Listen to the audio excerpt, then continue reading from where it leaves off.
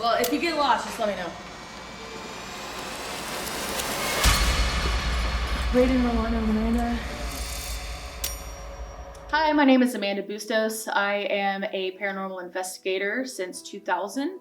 I'm currently with Tulsa, Oklahoma Paranormal Studies. I have been interested in the paranormal since I was very young. My first experience, I was 3 years old, and I saw my grandfather the day after he passed away. Since then, I've had numerous experiences, and when I was 16, I really started getting more into how can I find out more about the afterlife rather than what I've been taught. And so I joined a paranormal group a few years after that, and I have been with that ever since.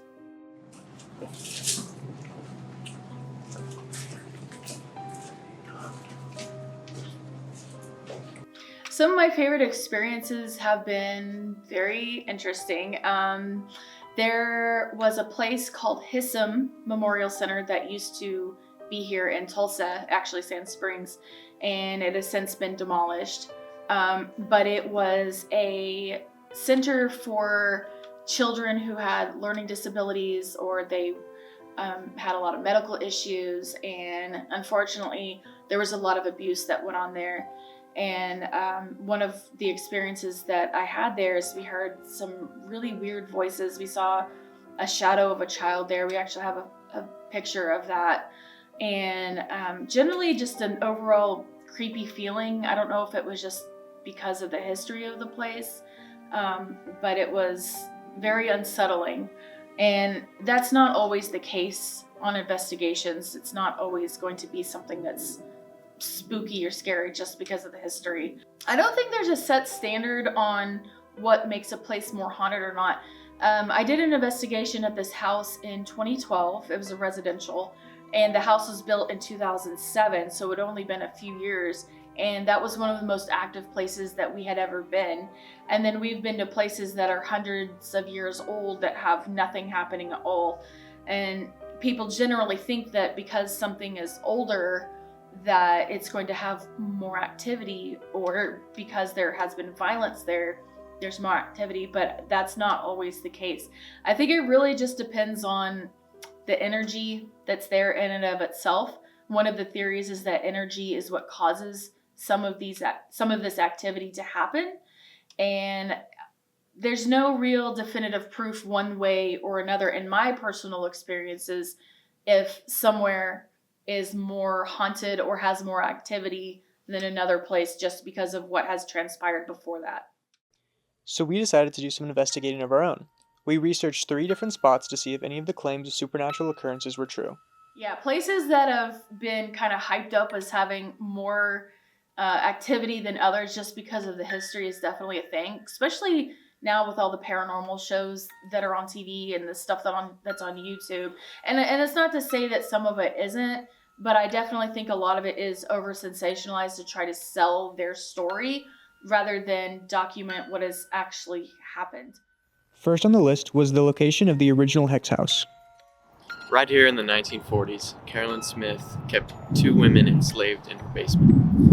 The only reason she was caught was because 2 children saw her bury a dog in her backyard, which led to a police investigation of her home, where they then found the 2 women that were being enslaved.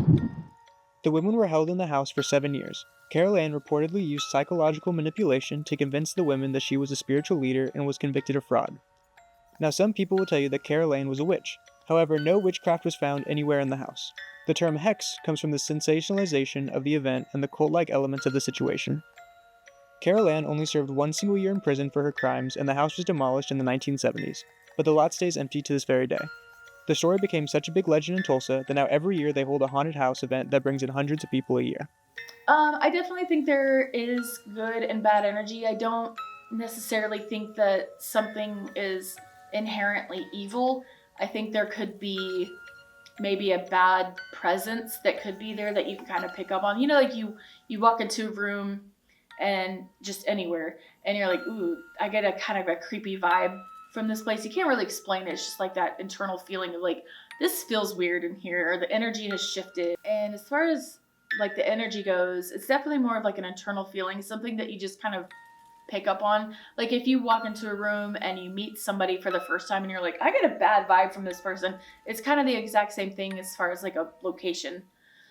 The next location we visited was the Mayo Hotel. Recently, there have been rumors of mob ties and violent events that took place in the hotel.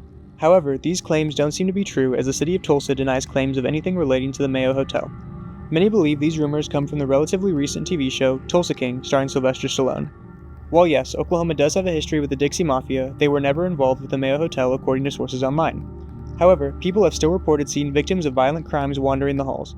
People have a preconceived notion that they're going to have an experience, and so their mind is more receptive maybe on something happening at that location. And if they go there, number one, they're expecting to experience something. Number two, they're hoping to experience something. And number three, their mind can kind of play tricks on them.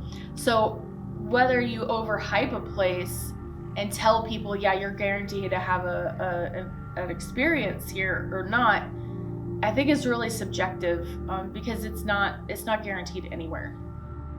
Our final location was Mohawk Park. The park itself is made of a large golf course as well as many trails that run through the woods nearby. There's a Native American legend that says a young woman was assaulted and killed on the property and that her spirit now roams the grounds in search of disrespectful men. The story could just be a way of making sure little boys don't disrespect women, but maybe there's something deeper to the rumors. Okay, so the residence that I mentioned, it was built in 2007. We investigated in there in 2012. Now, this is really interesting, at least to me. So we get to this house and the lady tells us that they don't feel comfortable in their own home. She has kids, so that's a priority for my group. We always want to make sure that kids and, adults also, but kids feel comfortable in their own home. Stuff like this that happens can be really scary for kids. So we want to try to give them answers and help them to maybe get rid of it or, at least make them feel more comfortable with these spirits or ghosts in their house. So we're doing the investigation, and she had a bunch of antiques in her house. And one of the theories is that spirits can sometimes attach themselves to certain objects. I had never believed that until this particular investigation. So we're up in the daughter's room, and sometimes we have what are called trigger items.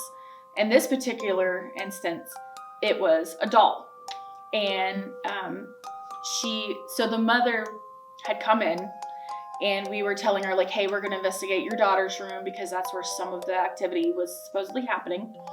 And she said, I'm going to tell you right now that I've got some old dolls in the closet. Okay. And she was like, my daughter's afraid of them.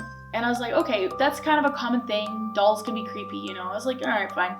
We'll use it as a trigger item. Trigger item is where you have an object and you try to use that item to have spirits interact with it. So I was like, okay. Went in the closet, got these two dolls down. They're very delicate, very old. They're wrapped in like this brown paper that's really, almost falling apart. I was like, okay, these are really old.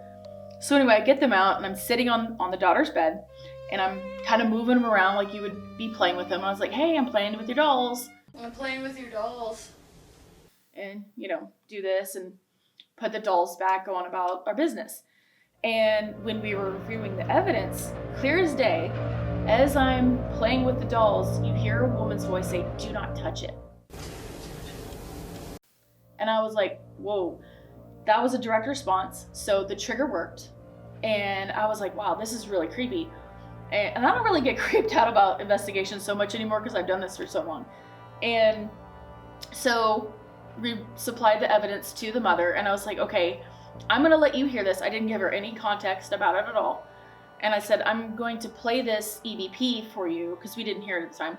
So I play this audio for her, and there was also video of it. We got it on our digital recorder, and we also got it on our camera. And I play it for her, and she just stops dead in her tracks. And she's like, oh my God. And I was like, okay, what did you hear? She said, that was my aunt. That was my aunt's voice.